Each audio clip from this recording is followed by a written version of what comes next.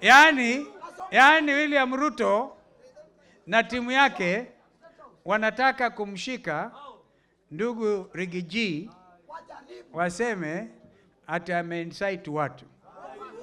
Kitendo cha kumkamata Rigiji, I want you to know, Kenya kwisha, Kenya kwanza.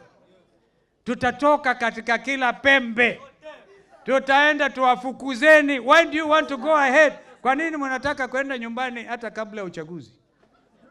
Mkijaribu kumshika Rigiji na hii mlima yote na Mount Kenya South, tuamuke tuseme muende nyumbani, mtaenda. Wataenda wataenda? Wangapi akimshika Rigiji wataenda nyumbani? So mambo ya matisho, wacheneni na matisho.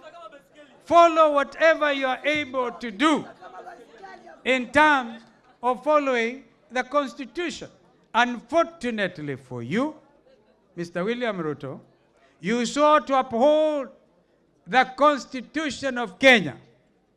You saw, I must remind you, to uphold the Constitution of Kenya. And some of the things you are trying to do together with your fellow administrators in this failed administration are clearly anti the Constitution, and they are impeachable offenses. Na haitakoma hapo impeachable offense. It can even go to the International Court of Justice. Kumbukeni, tulisema this nonsense about abduction lazima ikome. We are repeating it from here, nikiwa nyumbani. Ni lazima mkomeshe abduction.